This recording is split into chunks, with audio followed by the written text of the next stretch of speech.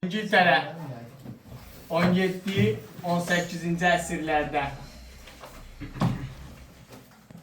dedik ki, İngiltərə 17-ci əsr tarixinə baxdığımızda hələ də feodal monarxiya dövləti olaraq qalırdı. Yəni həm feodalizm mövcuddur, həm də ki monarxiya mövcuduydu və feodal münasibətlər hələ də sabit olaraq qalır. Lakin buna baxmayaraq İngiltərənin coğrafi mövqeyi, ticarət yolları üzərində yerləşməsi, adada yerləşməsi və müstəmləkələri əldə eləməsi, bəzi müstəmləkələri əldə eləməsi onun kapitalist münasibətlərin inkişafına gətirib çıxaracaq.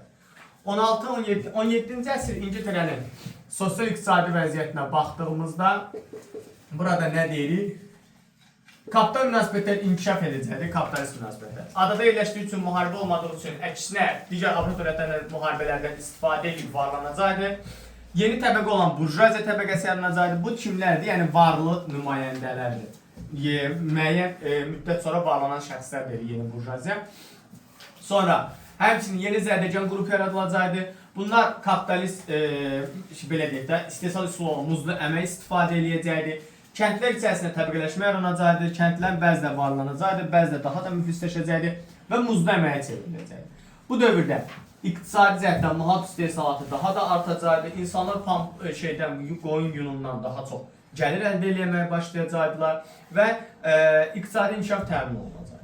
Siyasi vəziyyətə baxdığımızda burada nə idi? Siyasi vəziyyətdə ölkə feodal monarxiya olaraq qalırdı. Köhnə zərdəcanlı və köhnə varlı nümayəndələr kralın əsas dayağı idi. Çünki kral onlara güzəştlər eləyərək ticarətdə böyük gəlirlər əldə edirdi. Kral onlardan yüksək imtiyazlar alaraq o xəzinəni doldururdu və bu tipli fəaliyyəti onların belə deyək bir növ dayağı idi. Lakin yeni varlı nümayəndələr burjuaziyanın meydana gəlməsi, onların da kraldan güzəşt tələb eləməsi kralla yeni zərdəcanlar və burjuaziyanın düşmən olmasına gətirib çıxacaq və rəqabət var idi. Bu dövrdə sex nizamnamələri vardı. Bu həm sosial vəziyyətə təsir edir, həm də siyasi vəziyyətə, iqtisadi vəziyyətə təsir edir. Niyə? Sex nizamnamələri nədir? Deyək ki, məsələn, bu tərəfi sex nizamnamələrinin nümayəndələridir. Bunlar şəhərlərdə, məsələn, X bir şəhərdə hər hansı bir məhsulun özlərindən başqa hər hansı bir şəxsin tərəfindən istehsal olmasını qadağan edirlər. Özlərindən başqa hər hansı bir şəxsin yeni texnikaların tətbiqini qadağan edirlər. Ona görə də yeni varlı nümayəndə insanları şəhərlərdə sənaye şəhərlərində sənaye zavodları aça bilmirdilər. Yəni manufakturalar dediyimiz zavodların ilkin versiyası. Manufakturalar aça bilmədikləri üçün kəndlərdə açırdılar. Buna görə də sex nizamnamələri şəhərlərin inkişaf etməməsinə, amma yeni şəhərlərin yaranmasına, həm də İngiltərədə kəndlərdə kapitalist münasibətlərin inkişafına təkan verəcək. Siyasi vəziyyətə baxdığımızda 1603-cü ildə İngiltərədə yeni sülalə olan Stuartlar sülaləsi hakimiyyət gələcəkdir. Bu İngiltərənin 1488-85-nə oxşar cəhət eləyəcəkdir. Həmçinin Fransanın 16-cı əsrinə oxşar cəhət eləyəcəkdir. Fransanın 10-cu əsrinə oxşar cəhət eləyəcəkdir. Yeni sülalə görürsünüz. Şirvanşahlar falan da verirsiniz burada. Yəni yeni sülalə kimi. Yaxşı, Stuartların birinci nümayəndəsi birinci James olacaqdır. James gələn kimi Puritanların hüquqlarını məhdudlaşdırır, parlament hüquqlarını məhdudlaşdırma siyasəti yeridəcəkdir. Puritanlar kimlər idi? Anglikan kilsəsinə qarşı çıxan şəxslər idi. Anglikan kilsəsinə qarşı çıxan şəxslər bunlar kimlər deyilir də adətə? Yəni bir növ belə deyək də, bilirsiniz də Anglikan katolik kilsəsindən protestantlığın birləşməsi nəticəsi yaranmışdı. Amma Puritanlar Anglikanın katolik xüsusiyyətlərini ləğv etməyə çalışırdılar.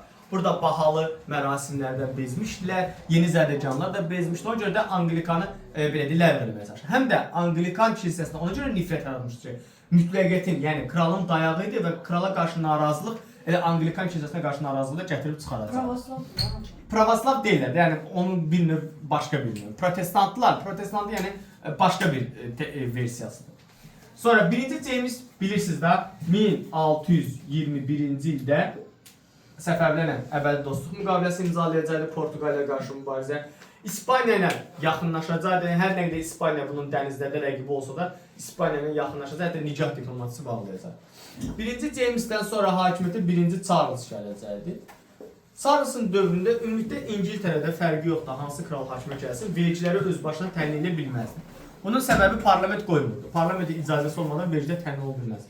Onun üçün kral nə edirdi? Xəzinəni doldurmaq üçün məcburiyyət qarşısında ya gömür rüsumlarını artırırdı, ya da köhnə vergiləri bərpa edirdi.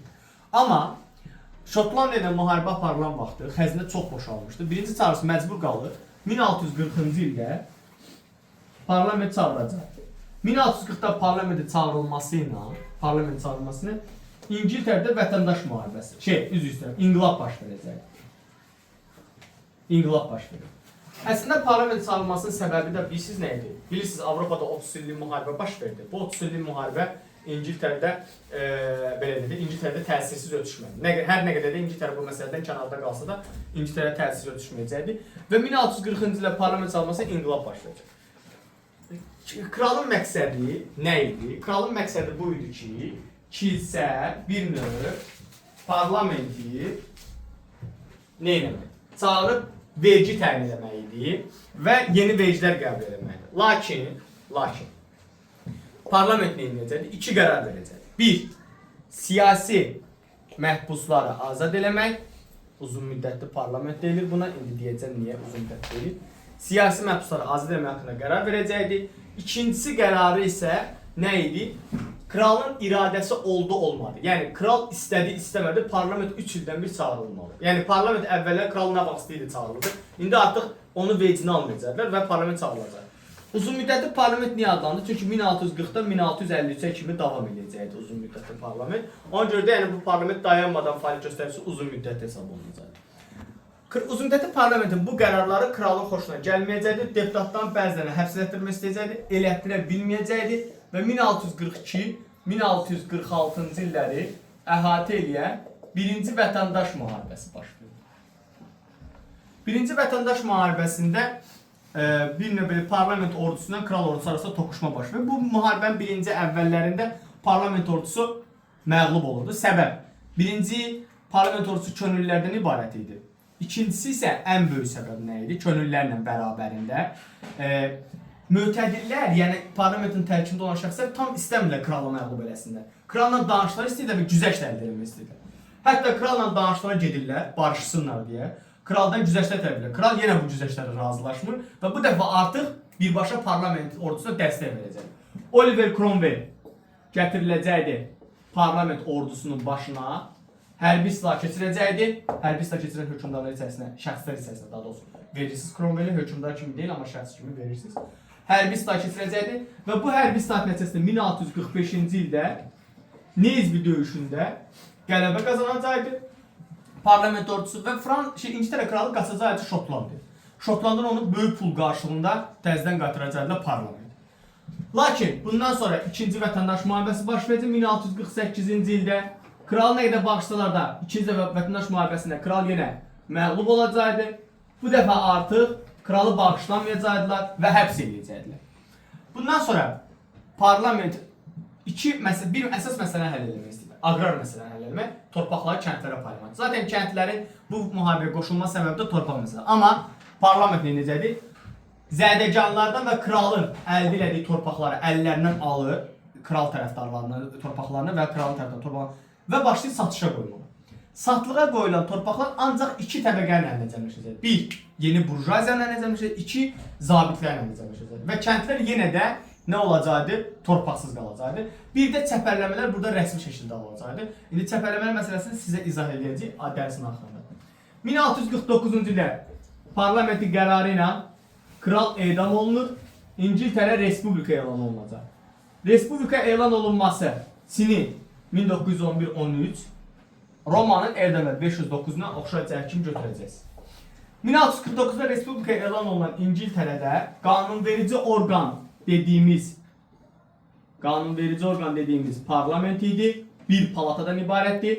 Çünki Lordlar palatası ləğv olunmuşdu, bir dənə nümayəndələr qalmışdı. İcraedici orqan isə Dövlət Şurası olacaqdı. Respublika 1649-dan 1653-ə kimi davam edilmişdi. Respublikanın daxildə gördüyü tədbirləri sayırıq. Birinci, daxili siyasətinə baxırıq. Daxili siyasət dedikdə ölkəyə digər ölkənin məhsuluna gətirilməsi qəti qadağan olunacaqdır. Ölkəyə digər ölkələrin gəmiləri vasitəsilə məhsuluna gətirilməsi qəti qadağan idi. Yun ixalı qəti qadağan. Bu birbaşa Hollandiyaya qarşı yönəlmişdi. Çünki Hollandların çox güclü donanması vardı, ticarət donanması. İngilislər bunu istəmirdilər. Xarici siyasətdə İspaniya və Fransa Respublikanın müstəqilliyini tanıyır və varlığını qəbul edir. Amma Portuqaliya ilə Hollandiya ilə mübarizə davam edir. Portuqaliya ilə müharibə İngiltərənin hansı dövlətinə oxşar cəhət edirik? Səfəvi, bir də Osmanlı'nı da verirsiniz. Yəni o formada gedirsiniz. Yəni onlarla belə münaqişə şəraitindədir. Bu tipli belə bir növ belə deyək də konkret olaraq vəziyyət budur. İndi gəldik. Lakin Respublika nüfuzdan düşəcəkdir. 1. Ticarətin zəifləməsi, 2. İqtisadiyyatın aşağı düşməsi, 3. Əhalinin gəlirlərin azalması. Bu vaxt Respublikanın dövründə parlamentlə Oliver Cromwell arasında, köhnə dostlar arasında düşmənçilik münasibətləri. Çünki Cromwellin 1649-da Şotlandiya İrlandiyanı tutması, işğalçı siyasət etməsi və parlamentə təhlükəli rolunu oynaması parlament xoşuna gəlməyəcək. Parlament qərar verir ki, Cromwell və ordusu təxris olunsun, yəni azaldılsın. Bu isə Cromwell xoşuna gəlmədiyi üçün 53-cü ildə hərbi çevriliş edir Cromwell. Cromwell hərbi çevriliş edir. 1653-1660-cı ildə Lord Protektorluq dövrünü yaradacaq. Lord Protektorluq dövrü hərbi diktatura dövrü demək. Yəni hərbiçilərin hakimiyyətdə olduğu dövrü. Cromwell özü və generalları dövləti idarə edəcək. Lakin Cromwellin dövründə Katolik kilsəsi istisna olmaqla, yəni o təriqət istisna olmaqla qalan bütün təriqətlərə loyal yanaşır. Loyal deyəndə yəni liberal da, hamı rahat öz dini təriqətini yaşaya bilər. Bir də katoliklərə icazə yoxdur. Bir də burada bahalı mərasimlər falan keçirilməsi də qəti qadağan idi. Bir də buradan əhali artıq protektordan tələb edirdi ki, aqrar məsələ həll edilsin, kəndlərə torpaq paylansın və çəpələmələr qəti qadağan edilsin. Çünki çəpələmələr kəndlərin vəziyyətini daha da ağırlaşdırdı. Lakin Cromwell necə? İzah edəcəm. Cromwell isə məsələ burasında ki, bunları yerinə yetirməyəcəkdir. Özü 58-də ölür. Oğlunun səriştəşi siyasətinə görə 1660-da Richard Cromwelli taxtdan salırlar və Stuartları gətirirlər hakimiyyətə. Stuartların restavrasiyası olacaqdır. Stuartların restavrasiyası nə idi? Yəni, bir növ belə deyək, Stuartların restavrasiyası deyəndə 1-ci Charles'ın oğlu 2-ci Charles'ı hakimiyyətə gətirirlər. 2-ci Charles'ı hakimiyyətə gətirir. 2-ci Charles'ı hakimiyyətə gətirəndə 2 şərt qoymuşlar. Demişlər ki, sənə taxtını geri qaytarır, Lordlar Palatasında bərpa edirik, amma qarşılığında səndən nə istəyirik? Biz indi bir işli görmüşük, Atavı edam eləmişik, Atavın torpaqlarını əlindən almışıq və onu özümüzə keçirmişik. Bunlara toxunmursan və bir də inqilab dövründə bizlər nə eləmişiksə bizi bağışlayırsan.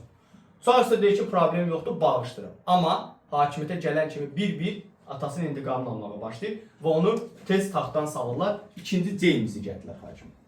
Lakin James də nə edəcəkdi? 2-ci James də Katolik kilsəsini bərpa eləmək üçün istədiyi üçün, yəni İngilis xalqı buna nifrətlə qarşılaşır və 1688-də saray çevrilişi baş verəcək. James'in kürəkəni parlament çağırır, dəvət edir ölkəyə, Oranlı Wilhelm'i və Oranlı Wilhelm gəlir 88-də hakimiyyəti James'in qızı adı altında əl alacaqdı və 1689-da hüquqlar haqqında bili imzalayacaq. Hüquqlar haqqında bil nədir uşaqlar? Sənəddir bu. Bu gün özündə belə İngiltərənin bir növ konstitusiyası kimi bir şeydir.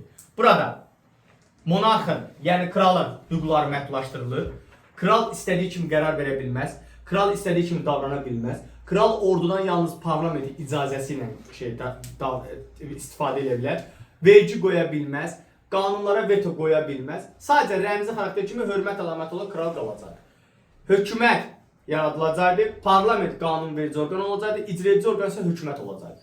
Parlamentdə hansı partiyanız yer sayı çoxdursa, o da bir növ belə deyək də dövləti idarə edir. Yer sahibi siz necədir? Məsəl üçün məktəbdə adi misal üçün sinifkom seçimləri olur, düzdür? Hansı uşağın dostu, tanışı çoxsa sinifkom o seçilir də. Bax bu da onun kimi bir şey olacaqdır. Və beləliklə 1689-cu ildə İngiltərədə hüquqi dövlət yaranır, yəni seçkilər əsasında yaradılan və idarə edilən dövlət sistemidir. Parlamentli monarxiya tarixdə yaradılacaqdır. İnqilabın ümumi nəticələri olacaqdır. İngiltərədə monarxiya zəifləyəcəkdir və mövqeyi aşağı düşəcəkdir. Kapitalizm münasibətləri daha da inkişaf edəcəkdir və güclənəcəkdir. Aqrar çevriliş və sənaye çevrilişə şərait edəcəkdir. İndi gələk aqrar çevriliş məsələsinə. Bayaqdan adını çəkdiyimiz çəpərləmlər. Çəpərləmlər əslində İngiltərədə 16-cı əsrdə başlayır. Bu nə deməkdir uşaqlar? İngilis varlıları görür ki, elə bir növ bu gün İngiltərə parlamentinin arxasında belə bir çuval dayanır. Çuvalın içində qoyun tükləri var da, yunları var. Çünki İngiltərə ilk dəfə olaraq dünya bazarına yun istehsal etməyə başladı və bu yun istehsalatı ölkəyə çoxlu gəlir gətirdi. Varlılar da bundan varlanmağa başladı. Həmin varlılar gedirlər kəndlilərin torpaqlarını satın alırlar. O torpaqlardan kəndliləri qovurlar və oranı malqara sürüsü saxlayırlar və ya da qoyun sürüsü saxlayacaqlar. Bu çəpərləmələr sayılır. Lakin çəpərləmələr İngilis kəndlilərinin müflisləşməsinə və torpaqsızlaşmasına gətirib çıxarır. Həmin kəndlilər ya gəlirlər şəhərdə fəhlə sinifi yaradırlar, ya da elə kənddə qalıb muzlu işçi yaradırlar ki, bu da kapitalist münasibətdən edir. 17-ci əsrdə çəpərləmələr siyasətin genişlənməsi aqrar çevrilişin gətirib çıxarılmasına, gətirib çıxaracaqdı baş verməsinə. Letlorlar yeni torpaq sahibləri yaranacaqdı. Bu torpaqları icarəyə verirdilər və orada muzlu əmək tətbiq edildi. Bu aqrar çevrilişi. Sənaye çevrilişi nədir? 18-ci əsrdə başlayacaqdı. Yəni aqrar çevriliş dediyimiz 17-ci əsrdə olur. Sənaye çevrilişi isə 18-ci əsrdə olacaqdı. Sənaye çevrilişinin baş vermə səbəbləri İngiltərənin çoxlu müstəmləkəyə sahib olması, inqilabın baş verməsi, hakimiyyətin burjuaziyanın keçməsi, kapitalist münasibətdən daha da inkişaf eləməsi və sənayedə yeni texnologiyanın tətbiqi olacaq. Bu texnologiyalardan biri isə 1784-də buxar mərclərin tətbiqidir. 1784-cü ildə baş verən digər hadisələri özünüz tapacaqsınız. Onu mən nəsə demirəm. Buxar mərclərin tətbiqidir. Həmçinin 18-ci əsrdə fəhlə sinifi və burjuaziya yaranması da sənaye çevrilişini təkan verən amillər olacaq ki, bu da İngiltərənin sənaye istehsalını daha da gücləndirəcək. İngiltərədə sənaye çevrilişi ilk dəfə olaraq toxuculuq sahəsində, yəni yüngül yeyinti sənayesində baş verəcək. 1707-də isə Şotlandiya ilə İngiltərə dövləti birləşərək Böyük Britaniya krallığını yaratmışdır. Bu da sizin 18-ci əsr İngiltərəsi.